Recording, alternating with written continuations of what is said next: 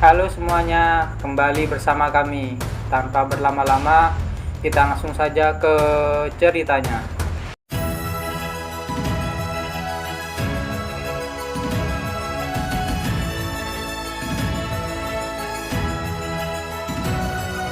Di episode kemarin, kita sudah tahu kalau Golden Heaven Society sedang mengincar PO Wall. Kalian penasaran dengan kelanjutan ceritanya? Jadi, tanpa berlama-lama, kita langsung saja ke ceritanya.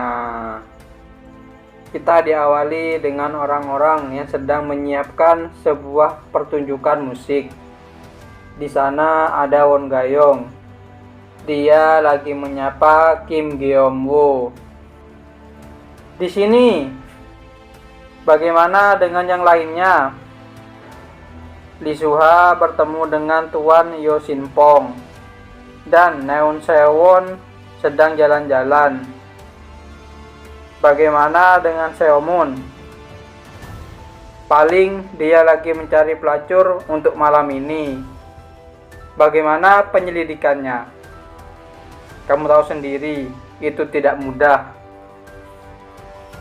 Apa kamu pikir orang itu terlibat dengan insiden itu?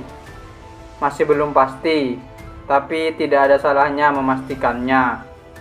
Jika dia tidak terlibat, itu menyempitkan pilihan kita. Dan itu bagus. Kita harus hati-hati dalam penyelidikan ini. Bagaimana kalau kita menenangkan kepala dan cari angin segar? Aku dengar ada pertunjukan musik di Pavilion Blue Sky, dan hari ini pertunjukannya. Kita tidak punya rencana lain hari ini kan? Itu boleh juga. Kita beralih ke tempat pertunjukan musik. Di sana ada seseorang yang sedang memainkan musik. Won Gayong berkata, tekniknya tidak begitu spesial, tapi ketegasan yang dimasukkannya ke dalam setiap nada cukup mengesankan. Sepertinya dia belum berlatih terlalu lama. Jika dia mengejar bakat ini sejak lama, dia mungkin sudah jadi musisi yang hebat. Kim Geom Woo bergumam, aku tidak tahu banyak tentang musik, tapi musisi itu membingungkan. Aura yang keluar dari tubuhnya malah melambangkan pendekar pedang dibandingkan musisi.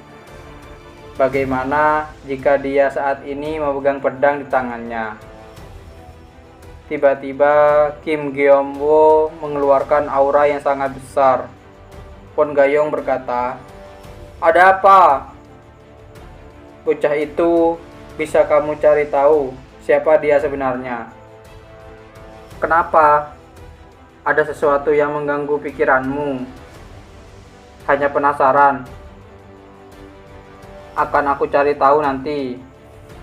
Terima kasih, ucap Kim Geon Woo.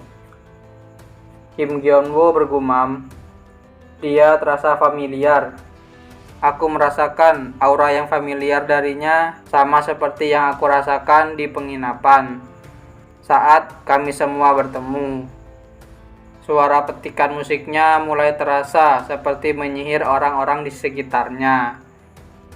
Dan para penonton mulai bersorak-sorak untuk pertunjukan musik tersebut. Won Gayong berkata kepada Kim Geon Woo, aku sudah mencari tahu tentangnya. Dia adalah Im Kawon, penduduk asli Changdu, orang yang lumayan kaya. Dia mewariskan banyak harta dari orang tuanya, tapi dia berhasil meningkatkannya lewat bisnisnya sendiri. Setelah dia mendapatkan kekayaan yang berlimpah, dia mulai menekuni jalan sebagai seorang musisi yang merupakan mimpinya sejak dulu. Apa kamu yakin dia penduduk asli sini? Aku sudah bertanya di berbagai tempat. Aku akan mencari tahu tentangnya dengan bertemu dengannya secara langsung. Kim Geon Woo pun langsung pergi menemui anak yang memainkan musik tadi. Dia setelah menemukan anak tadi, dia menyapanya. Penampilanmu sangat luar biasa. Perkenalkan, Namaku Kim Gyeonwoo. Aku Im Kawon dan terima kasih atas sanjungannya. Maafkan ketidaksopananku karena tiba-tiba mengajak bicara seperti ini. Kita pun beralih ke sebuah tempat. Di sana ada Im Kawon yang sedang berjalan di lorong. Dia bergumam, pada akhirnya kami tidak membicarakan perbincangan yang berarti. Namun pandangannya lumayan tajam.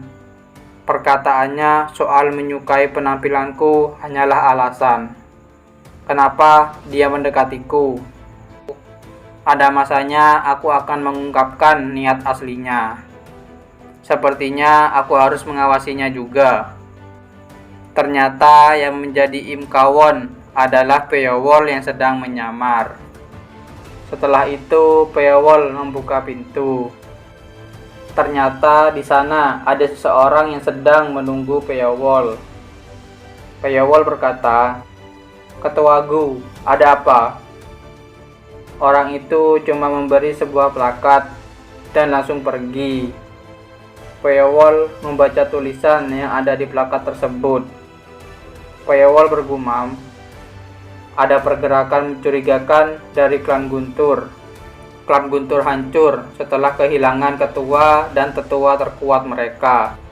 Dan sekarang mereka bergerak lagi. Sekarang aku juga harus memonitor pergerakan mereka." Kita beralih ke sebuah tempat. Di sana ada orang-orang yang berkumpul. Di sana ada ketua dari mereka yang bernama Oh Geong dari klan Guntur. Oh Geong bergumam, "King Cheng bajingan, aku tidak akan istirahat hingga kalian berlutut padaku. Aku tidak akan melupakan hari di mana kami terjebak oleh sekte King Cheng. Bahkan kami tidak sempat bersedih saat kematian ketua sekte karena ulah mereka. Sekte King Cheng itu bahkan belum mengirimkan permintaan maaf dengan benar. Aku akan balas dendam. Untuk melakukan itu, aku sudah membawa dia." Seorang Drakshadow. Drakshadow berkata, "Dalam 3 hari kita akan pergi ke Gunung King Cheng. Aku ingin bertanya, persiapan apa yang telah kamu buat? Kami perlu mempercayaimu dulu. Kamu tidak perlu tahu. Jangan bercanda. Apa kamu kira kami datang sejauh ini, ribuan kilometer, hanya untuk mendengar jawaban seperti itu?" Tiba-tiba Drakshadow menghilang dan langsung sudah berada di belakang Oh Geong. Drakshadow pun langsung menyerang Oh Geong dan langsung membantingnya. Drakshadow berkata, "Meragukanku berarti sama saja menghina kuil Guntur. Barang siapa yang menghina kuil Guntur tidak akan hidup." Kita beralih ke suatu tempat. Di sana ada Seomun yang sedang bersenang-senang. Seomun berkata, "Kelelahan perjalanan paling enak dihilangkan dengan bersenang-senang seperti ini. Kenapa kamu datang ke kota ini, prajurit muda? Aku kemari untuk pertemuan, tetapi aku harus mengurangi bersenang-senang khusus hari ini. Sayang sekali." Tiba-tiba seorang wanita lewat di samping Seomun. Orang di sana berkata, "Seperti biasa, Soyang makin hari makin cantik saja. Apa kamu pertama kalinya melihatnya? Dia adalah pemilik Seonyang Inn." Seomun tiba-tiba berdiri dan memegang tangan si wanita. Dia berkata, "Kamu adalah pemilik tempat ini, kan?" "Itu benar. Kamu berbeda dari semua wanita di kota ini. Kamu sangat cantik. Terima kasih, tapi tolong lepaskan tanganku. Bagaimana kalau minum-minum denganku malam ini? Tolong jangan lakukan ini, Tuan Seomun. Kamu tahu siapa aku.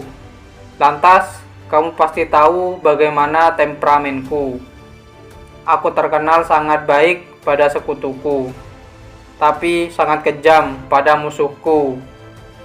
Pemaksaanmu ini tidak akan berubah pikiranku. Lepaskan tanganku. Jika kamu terus menolak, bisa saja hari ini adalah hari terakhir dari Seong Yang In. Seomun bergumam. Dia begitu bersikeras. Apa yang harus aku lakukan?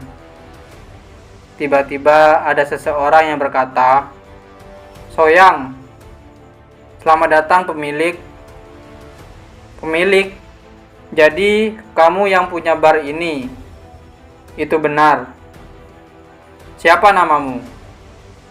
Bukan urusanmu. Apa? Aku tidak punya kewajiban untuk menjawab pertanyaanmu. Ini sungguh menyebalkan. Kamu hanya seorang pemilik bar, tapi berani menghinaku. Apa kamu tidak tahu siapa aku? Sudah aku putuskan, Seong Yang In akan hancur hari ini. Seomun mulai bersiap dengan aura yang mulai keluar dari tubuhnya. Dia berkata, "Akan kutunjukkan padamu perbedaan kekuatan kita." Seomun bergumam, "Apa-apaan ini? Orang biasa tidak terpengaruh dengan auraku." Seomun langsung menyerang pemilik bar tersebut dengan kekuatan yang ada di tangannya. Tetapi serangan tersebut hanya terkena bayang-bayang dari pemilik bar. Ternyata pemilik bar itu sudah berada di belakang Seomun. Dia berkata, "Menginginkan kepunyaan orang lain dan menghancurkan kepunyaan orang lain. Kamu pasti menjalani kehidupan seperti itu sejak dulu. Tunggu saja kau." Tiba-tiba pemilik bar langsung menyerang Seomun. Seomun pun mulai terpental dari sana setelah terkena dari serangan pemilik bar. Apakah yang akan terjadi pada Seomun? Kalian pasti penasaran. Jadi jangan lewatkan di episode yang selanjutnya. Terima kasih sudah menonton video kami sampai selesai. Jangan lupa subscribe, like, dan komen, dan share video kami ke teman-teman Anda. Dan dadah!